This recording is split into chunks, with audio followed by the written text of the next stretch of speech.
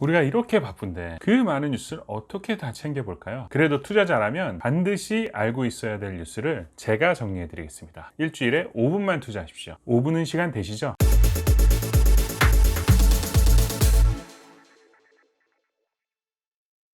안녕하세요, 한동화입니다. 일주일에 5분 주간 뉴스 정리 시작해 보도록 하겠습니다.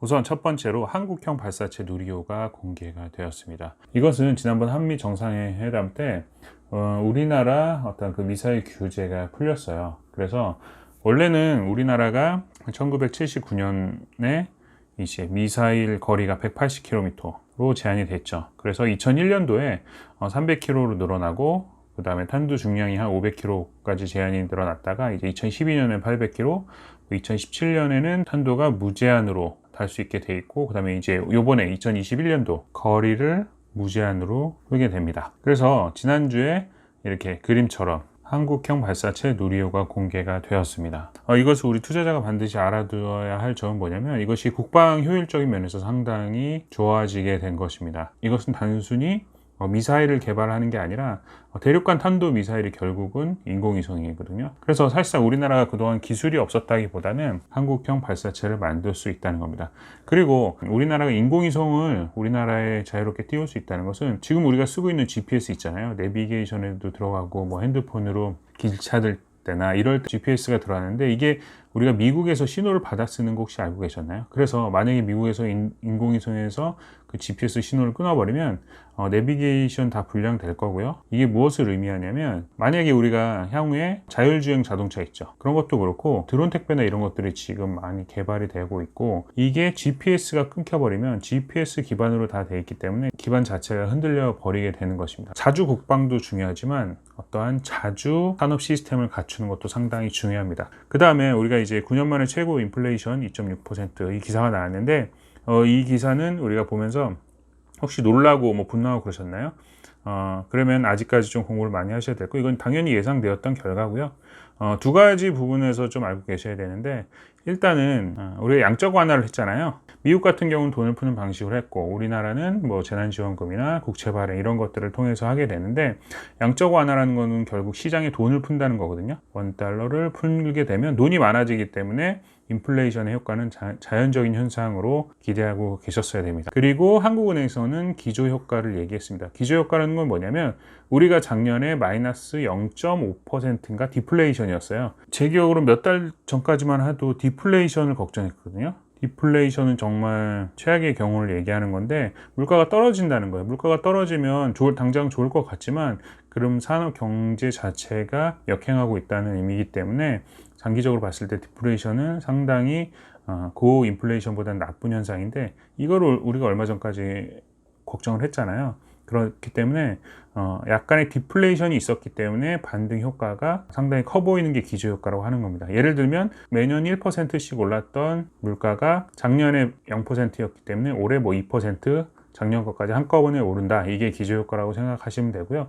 그리고 저는 이 기사를 좀 자세히 봤더니 5월 자료만 있기 때문에 이거는 그냥 뭐 아직까지는 가십거리 정도 수준의 연통계치가 아니라 5월에 어떤 반짝이는 이벤트 정도라고 생각하시면 될 것 같고요.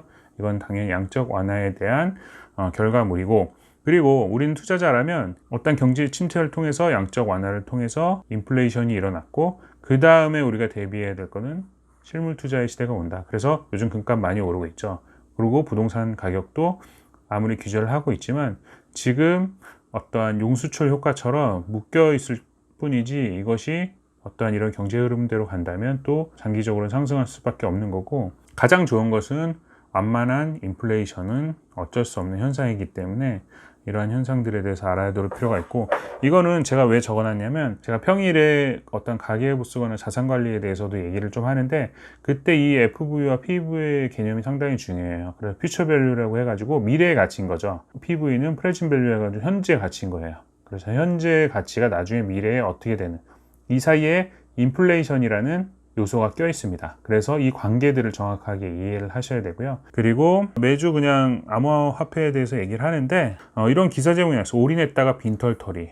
제가 기사 내용을 잠깐 캐치해 봤는데, 손실 만회하려다가 추가 투자해서 2억 4천 손실. 우리나라가 암호화폐 투자가 어마어마하게 늘었는데 그 중에 한 절반 가까이가 2030이다. 근데 전 여기서 의문을 품고 싶어요. 2018년도였나요? 정부에서 암호화폐를 규제한다고 했을 때 언론에서 뭐 희망사다리를 끝내 걷어차네 하면서 어마어마하게 20, 30대의 투자를 종용했던 것들이 이제 와서 이런 파탄이 나니까 책임론에 대해서 회피하는 이런 모습들. 우리나라 같은 경우는 암호화폐가 이렇게 많다고 합니다. 그리고 제가 그 전에 어떤 젊은이가 나와서 인터뷰를 하는데 희망이 없어서 코인밖에 투자할 게 없다. 그래서 얼마 투자하고 있냐고 물어보니까 2억을 투자하고 계시더라고요.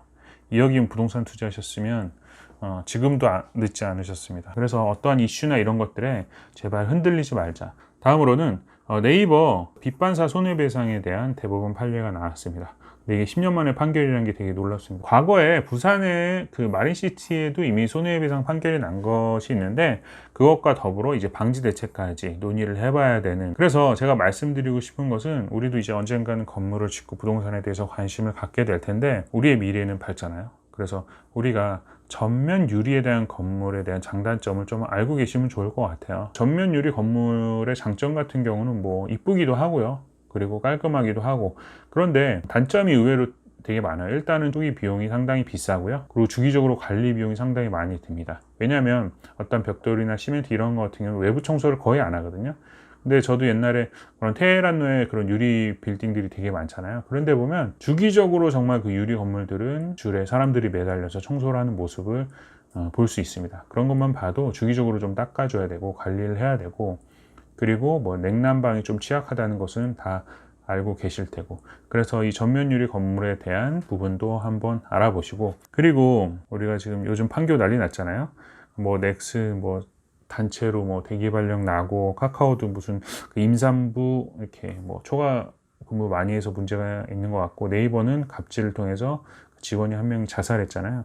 근데 우리나라 이런 좋은 굴지의 기업들은 왜 구글처럼 될 수 없을까? 구글이나 페이스북이나 이런 데가 수평 구조에서 오는 장점들을 물씬 발휘한 거예요. 내부적으로 봐보면 우리가 생각지도 못한 문제들 당연히 있겠지만, 이 수평 구조에서 오는 이 집단지성 있잖아요. 집단지성의 힘이 어마어마한 겁니다. MIT 공대 일화가 이게 뭐 진짜인지는 모르겠지만 요즘 MIT 공대생들도 모르는 부분이나 이런 것들을 교수님한테 물어보는 형태가 아니라 유튜브에 찾아본다고 합니다. 그 부분에 대해서는 공감이 되는 게, 각 분야의 정말 전문가들이 다 유튜브 안에서 자신의 역량을 오픈하는 경우가 상당히 많습니다. 그래서 좀 서칭 능력만 있으면 정말 좋은 자료를 많이 찾아볼 수 있고요. 그런데 우리나라는 이 집단지성을 이용하는데 왜 더디냐? 제 개인적인 생각은 우리나라는 좀 식민사관의 역사가 아직까지도 있는 것 같아요. 우리가 흔히 그런 말 많이 하죠. 우리나라 사람 이래서 한대, 우리는 뭐 이래서 한대, 이런 말들이 옛날에 일제시대 때 우리 민족의 열을 말살시키기 위한 그런 식민사관의 일환이었다고 하더라고요. 그래서 제가 너무 확대 해석하는 걸 수도 있겠지만 위아래 수직 구조가 더 편하고 이런 것들을 통해서 생산되는 것에 더 익숙한 거죠. 재밌어서 한번 가져와 본 건데, 투명 조각상을 2천만 원에 낙찰했다는 기사가 있습니다. 이탈리아 사람인데 살바토레 가라우, 어딜 가죠? 아무튼 살바토레 가라우라는 조각가인가 봐요. 한 67세 남자 조각상인데, 조각상 이름이 이거 뭐 이탈리아어로 어떻게 읽죠? 로소노? 이거 뭐 영어로는 I am, 나라는 되게 철학적인 제목 하나 지어놓고 바닥에다가 그냥 판때기 하나 놓고 여기 조각상이 있습니다. 이거 경매에 올렸다 2천만 원에 낙찰됐다는. 근데 그 사람이 한 말이 더 웃겨. 그 당시에 가라오는 전시된 영상을 통해서 여러분은 눈에 보이지는 않겠지만 그것은 존재한다. 대기와 영혼으로 만들어졌다. 어디서 개가 짖나 싶을 정도로 그런 얘기인데, 이게 경매 2천만 원에 낙찰이 됐다는 거. 현대판 봉이 김선달이라고 생각이 되는데 대단한 생각이 들고, 더 웃긴 건 뭐냐면, 이거 혹시 뭔지 아세요? 맥도날드에 보면 맥너겟이잖아요. 근데 BTS 세트가 제가 지난번에도 얘기했지만 대인기를 정말 끌고 있는데, 여기에 맥너겟이 이런 모양 있잖아요. 이게 어몽어스 캐릭터 모양이라고 나와가지고 이거를 미국에 있는 이베이라는 그 경매 사이트가 있어요. 거기에 올렸더니 약 4100달러, 하나로 한 4463만 원 정도 되는 누가 입찰을 했다고 합니다. 그런데 이제 이베이 특성상 이게 그 이베이라는 게 어떻게 되냐면, 그 입찰 마감을 하기 12시간 전 취소만 하면 되기 때문에 이게 뭐 낙찰이 될지 안 될지는 미지수지만, 아무튼 이 맥너겟 100원 하나요? 그리고 어몽어스 닮았다는 이유로, 그리고 BTS 세트에서 나왔다는 이유로 이런 말도 안 되는 경매가 이루어지고 있습니다. 그리고 마지막으로 달러보험이라는 게 당국의 규제가 이제 일어날 거라고 하는데, 달러보험이라는 건 뭐냐면, 보험이라는 것은 원래 제가 낸 돈을 꾸준히 쌓아놨다가 나중에 돌려주는데, 뭐 예를 들어 확률적으로 암보험이다 이런 거 같은 경우 암은 안 걸릴 확률도 있잖아요. 그럼 보험사에서 다 가져가는 구조인데, 사망보험 같은 거 있잖아요. 근데 사망은 이 일이 일어날 확률이 100%잖아요.